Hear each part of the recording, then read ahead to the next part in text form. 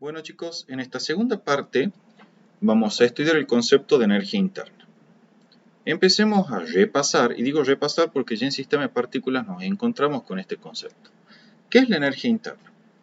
La energía interna es la suma de la energía cinética interna y de la energía potencial interna de un sistema dado, ¿sí? En este caso el sistema en consideración, como estamos tratando con gases ideales, va a ser justamente el gas ideal. O sea, un gas ideal confinado en un cierto recipiente constituye, como no puede ser de otra forma, un sistema de muchas partículas. Sistemas de partículas lo estudiamos en Física 1. Y como todo sistema de partículas, tiene asociado el concepto de energía interna, que como dijimos es la suma de la energía cinética interna más la energía potencial interna. Pero si alguien no se acuerda, la energía cinética interna de un sistema de partículas, como en este caso es el gas ideal, es la energía cinética del sistema medida con respecto al centro de masas de ese sistema. ¿Sí? Y la energía potencial interna es la energía potencial asociada a las interacciones entre fuerzas internas conservativas que se ejercen mutuamente en las diferentes partículas del sistema. Desde luego, en base a lo que vimos en el primer video, sabemos que desde el enfoque microscópico, un gas ideal es aquel en el cual despreciamos las fuerzas de interacción entre las partículas, es decir, despreciamos las fuerzas internas. Por lo tanto, en un gas ideal, este término de energía potencial interna es despreciable. Y vamos a decir que en un gas ideal, la energía interna se debe esencialmente a la energía cinética interna de las partículas que constituyen el gas ideal. Una de las características importantes de la energía interna, ¿sí?, es la siguiente, chicos. La energía interna resulta que es una función de estado. El concepto de función de estado lo conocen de química, pero lo explico aquí. Es decir, su valor, es decir, el valor de la función energía interna, depende exclusivamente del estado termodinámico en el cual se encuentra el gas ideal y no depende de la manera en la que se alcanzó dicho estado. Equivalentemente, también se puede decir que como la energía interna es función de estado, eso implica que el cambio de energía interna, delta de U, entre dos estados dados, es independiente del proceso que conecte dichos estados. O sea, ¿qué significa que la energía interna de un gas ideal, en este caso, sea una función de estado? Significa, chicos, que si yo considero un estado dado, lo llamamos estado 1 si quieren, no importa en qué manera yo llegue a ese estado, no importa si llegué por este camino, si llegué por este camino, si llegué por este camino, no interesa. En cualquier caso, independientemente del camino, de la manera en la cual alcance yo este estado, en todos los casos, el estado 1 va a ser un estado de igual energía interna. O sea, la energía interna del estado 1 es una función exclusiva de ese estado 1 y no depende para nada de la manera en la cual alcanzamos ese estado. Cualquiera sea el camino que yo utilice para llegar a este estado 1, la energía interna va a tomar siempre el mismo valor en el estado 1. También les dije algo importante acerca de la energía interna, y es que, como es justamente una función de estado, ustedes, dados dos estados fijos, 1 y 2, pero cualquiera, o sea, arbitrarios, el cambio de energía interna a través de este camino 1 es igual al cambio de energía interna de este camino 2. Cualquiera sea el camino 1 y el camino 2. ¿Sí? El camino 1 es lo que se llama un proceso termodinámico 1 y el camino 2 es un proceso termodinámico 2. O sea, estos procesos grafican o muestran los sucesivos estados de presión y volumen que fue tomando nuestro gas ideal para ir desde el estado 1 al estado 2. Pues fíjense que la gráfica es un diagrama PV. Yo no entré tanto en detalle porque se supone que a esta altura ya esto lo tienen que haber visto en química, ¿sí? De cualquier manera, las consultas que tengan, por favor me las van escribiendo y de última lo vemos también en las clases en vivo. Entonces, como la energía interna es una función de estado, resulta que el cambio de energía interna a través del camino 1 es igual al cambio de energía interna a través del camino 2, cualquiera sea en el camino 1 y 2. Esto es fundamental y es una herramienta poderosa a la hora de resolver problemas. Porque usted en física es muy común que le den, por ejemplo, un diagrama PV, ¿sí? Y digamos, le den un proceso así, por decir algo, que lo lleva de este estado 1 a este estado 2, ¿sí? Entonces, luego vienen los profesores y le piden, así que calculen, por ejemplo, le dan un proceso arbitrario acá y le piden que calculen el cambio de energía interna a través de este proceso, que lo llamemos un camino 2. Entonces ahí ustedes empiezan a tener problemas porque dicen, che, pero si este no es ningún proceso conocido, porque ya vamos a ver más tarde que los procesos, seguramente ya se lo han presentado en química, son, por lo general van a trabajar con proceso isobárico, isocórico, isotérmico, adiabático. Pero ven este proceso así arbitrario cualquiera y como que se asustan y dicen, no, espera, ¿cómo calculo yo el cambio de energía interna para este proceso? No hay ningún problema. La energía interna es una función de estado. Por lo tanto, el cambio de energía interna entre este estado 1 y este estado 2 es independiente del camino que los conecta. Esto quiere decir que el cambio de energía interna a través de este proceso, que sí es fácil, porque es, adelantando un poco, un proceso isobárico seguido de un proceso isocórico, ¿sí? El cambio de energía interna a través de tal proceso es exactamente el mismo que experimentaría a través de este proceso, que es el que le estarían pidiendo en un hipotético parcial, y es el mismo a través de cualquier otro proceso que ustedes puedan considerar. O sea, a la energía interna no le interesa el camino que sigas para conectar dos estados dados. El cambio de energía interna es el mismo en todos ellos. A través de todos esos caminos, siempre el cambio de energía interna es el mismo. Obviamente, siempre en la medida que todos esos caminos conecten los dos mismos estados. Entonces, es algo que tienen que tener muy en consideración a la hora de resolver el problema. Aquí está de nuevo indicado. Tenemos un estado 1, un estado 2. No importa qué camino sigamos para conectar esos dos estados. El cambio de energía interna es el mismo para todos los caminos seguidos entre esos dos estados dados. ¿Sí? Bien, algo importante es entender y comprender cómo calcular la energía interna correspondiente a un gas ideal. Entonces, vamos a hacer lo siguiente. En primer lugar, vamos a estudiar la energía interna de un gas monoatómico. La energía interna, como ya saben, por definición es la suma de la cinética interna más la potencial interna. Pero, ¿qué habíamos dicho? En uno de nuestros postulados de gas ideal, considerábamos despreciables las interacciones entre las partículas mismas del gas, o sea que no había fuerzas internas y por lo tanto la energía potencial interna que está asociada a esa interacción desaparece. ¿Sí? Pues las partículas del gas no interactúan entre sí. Entonces tenemos que la energía interna del gas monoatómico es puramente energía cinética interna de los átomos o partículas de este gas. Ahora bien, por el principio de equipartición, nosotros hemos aprendido que la energía cinética total de este gas monoatómico era 3 medio de N por R por T absoluta. ¿Sí? La energía cinética translacional de los N moles. Entonces, en definitiva, lo que concluimos es lo siguiente. La energía interna de un gas monoatómico es 3 medios de N por R por T. N es el número de moles del gas monoatómico. De manera tal que esta es la energía interna de un gas monoatómico y dicha energía interna en un gas monoatómico se debe exclusivamente a la energía cinética translacional del gas, o sea, de las partículas o átomos del gas. ¿Por qué? Porque el término de energía potencial interna desaparecía debido a que despreciamos las interacciones entre las partículas mismas del gas. Y la energía cinética asociada a un gas monoatómico, según vimos en el principio de equipartición, se debía exclusivamente a 3 grados de libertad, y esos 3 grados de libertad eran de traslación. Por lo tanto, la energía cinética tiene que ser solamente energía cinética de traslación. En definitiva, la energía interna del gas monoatómico ideal es puramente energía cinética interna y que a su vez es más precisamente puramente energía cinética traslacional, ¿sí? De los átomos asociados a los 3 grados de libertad. Esos grados de libertad que ocurrían a lo largo del eje X, a lo largo del eje Y, a lo largo del eje Z. ¿Sí? A modo de conclusión, entonces, la energía interna de un gas ideal monoatómico es 3 medios del número de moles del gas por R por la temperatura absoluta. Y dicha energía interna en el gas monoatómico se debe exclusivamente a la energía cinética translacional de las partículas, en este caso puntual, átomos del gas. ¿Sí? No había grados de libertad aquí asociada a la rotación, entonces la energía interna no incluía energía cinética rotacional, solo incluye energía cinética translacional en el caso de un gas monoatómico. Si el gas ideal es diatómico, o sea, ahora está constituido por dos átomos, de vuelta tenemos que, por definición, la energía interna es la energía cinética interna más la potencial interna.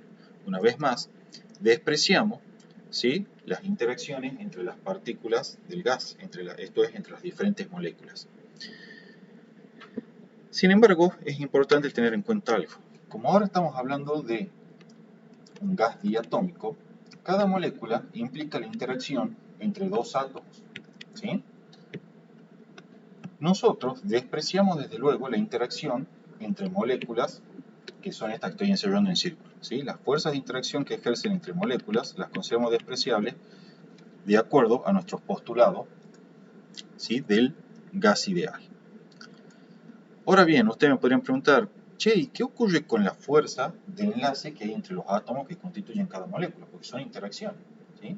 Bueno, resulta, chicos, de acuerdo a las diferentes bibliografías que uno puede leer, que estos grados de libertad asociados a las interacciones entre los dos átomos que constituyen la molécula solo se ponen de manifiesto a muy altas temperaturas, ¿sí? A muy altas temperaturas, cuando las colisiones entre las moléculas es lo suficientemente intenso, de manera tal que los átomos que constituyen estas moléculas diatómicas comienzan a vibrar en torno a unas ciertas posiciones de equilibrio. Entonces, en esas condiciones tendrían que aparecer 2 grados de libertad más asociados a este movimiento vibracional de los átomos enlazados que constituyen la molécula diatómica del gas, precisamente diatómico. Sin embargo, como les digo, esos grados de libertad adicional solo se ponen de manifiesto a muy altas temperaturas y por lo tanto, en lo que a nosotros respecta, vamos a considerar como si estas moléculas fuesen rígidas, es decir, no pueden vibrar los átomos constituyentes de estas moléculas. Y por lo tanto, vamos a despreciar los grados de libertad asociados a la interacción entre estos dos átomos que se enlazan para formar la molécula diatómica, ¿sí? Entonces, despreciamos todo tipo de interacción entre las partes mismas del sistema, entre moléculas y entre los mismos átomos que constituyen cada molécula. Despreciamos todo ello. Entonces, aquí está indicado, ¿ven? La energía potencial interna es cero, pues los grados de libertad asociados al movimiento vibracional de los átomos de las moléculas, que son energía cinética y potencial vibracional, solo se manifiestan a altas temperaturas. Luego vamos a tener que la energía interna de un gas ideal diatómico se debe esencialmente a la energía cinética interna de ese gas, ¿sí? Y de acuerdo a lo que aprendimos del principio de equipartición, la energía cinética de un gas diatómico era 5 medios de N por R y por T, donde N era el número de moles de ese gas diatómico. Aquí, recuerden también de lo que vimos en el video anterior de equipartición, la energía cinética incluye tanto grados de libertad de traslación como de rotación. Entonces, en este caso, la energía interna, si bien sigue debiéndose esencialmente a energía cinética, como pasaba en el gas monoatómico, aquí también es cierto que la energía cinética se debe tanto a energía cinética traslacional como a energía cinética rotacional de las moléculas, mientras que en el gas monoatómico se debía la energía cinética solamente a los grados de libertad de traslación. Aquí está indicado, ¿sí? La energía interna de un gas diatómico, en este caso, se debe esencialmente a la energía cinética traslacional y rotacional de las moléculas, mientras que en el monoatómico es solo traslacional. Para finalizar, algunas observaciones importantes. La energía interna de un gas ideal, chicos, depende tanto de la cantidad de sustancia, de manera tal que es una propiedad extensiva. ¿Por qué depende de la cantidad de sustancia? Y porque depende del número de moles, ¿sí? Si vos tenés un gas diatómico, ¿sí?, tenés un mol de gas diatómico a 100 Kelvin, tiene una energía interna menor que 3 moles de gas diatómico a esa misma temperatura, ¿sí? O sea, depende de la cantidad de sustancia. Y además también depende de la temperatura absoluta, ¿sí? Y no de su presión y su volumen, en el sentido que dos estados de igual temperatura absoluta, pero que estén a diferente presión y volumen, tienen la misma energía interna. Esto es lo que ocurre, por ejemplo, en un proceso isotérmico.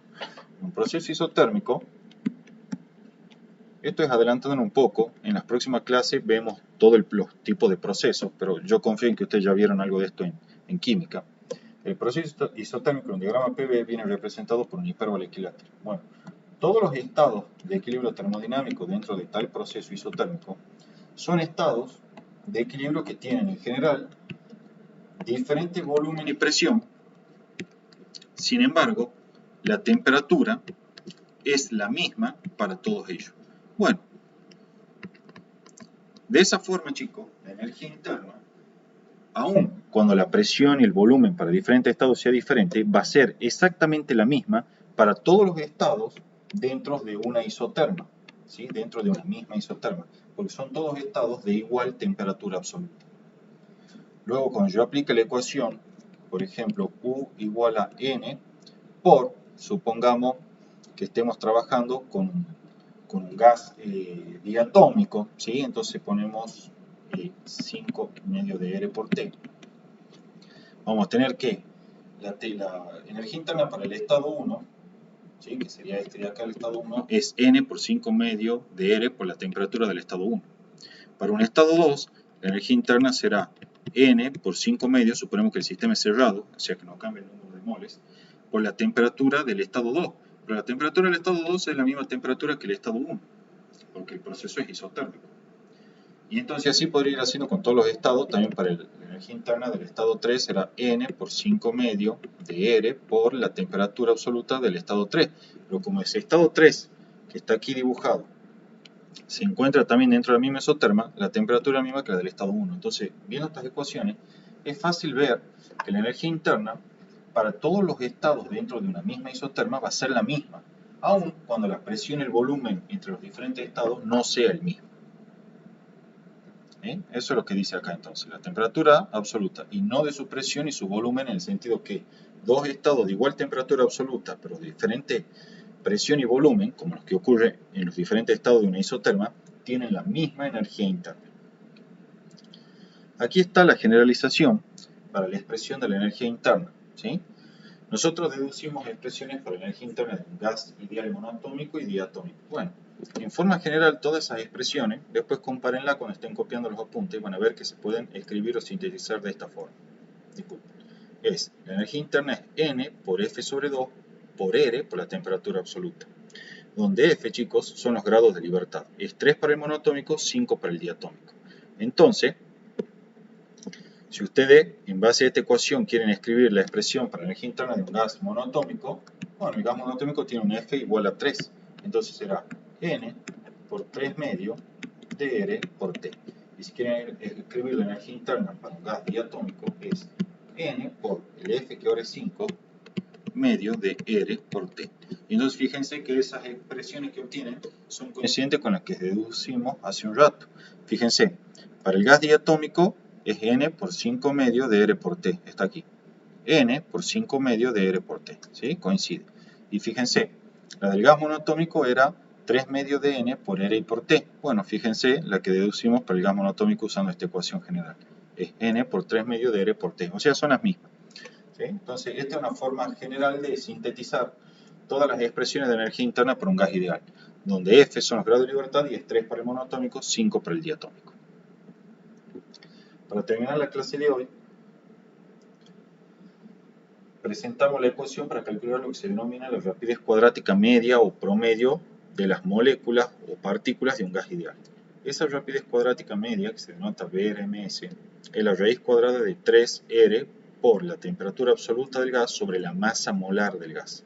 T es la temperatura absoluta expresada en Kelvin, M la masa molar expresada en kilogramos por mol. ¿Sí? Esta expresión muestra que la rapidez efectiva con la que se mueven las partículas del gas, ¿sí? A una cierta temperatura dada, depende de la naturaleza química del gas. ¿Por qué? Porque depende de la masa molar. Diferentes gases con diferentes composición química van a tener diferentes masas molares y por lo tanto diferentes rapideces eficaces o cuadrática media, ¿sí? Esta también se llama rapidez eficaz, para una temperatura absoluta dada. ¿Sí? Y desde luego, también depende de la temperatura absoluta del gas. ¿Sí? Gas a diferentes temperaturas absolutas va a tener diferentes rapidez eficaz o rapidez cuadrática media. ¿Sí? La rapidez cuadrática media, chicos, es la rapidez efectiva con la que se mueven las partículas del gas a una cierta temperatura absoluta y cuando la masa molar del gas es esta M grande que está aquí. Bueno, con eso, chicos, queda terminada toda la teoría de gases ideales. ¿Sí? Cualquier duda que tengan, por favor no dejen de escribirme. Se habrán dado cuenta que es necesario tener presente los conceptos de química. Y de cualquier manera, si las dudas persisten, no olviden de conectarse a las clases en vivo, ¿sí? Que van un poquito atrasadas respecto de estas que voy subiendo y que son muy útiles para que ustedes puedan solventar todas las preguntas que tienen ahí en forma mucho más directa e interactiva, ¿sí? Porque ahí ya directamente hablamos como si fuese una clase común y corriente. Bueno, chicos, cualquier duda que tengan, por favor me escriban.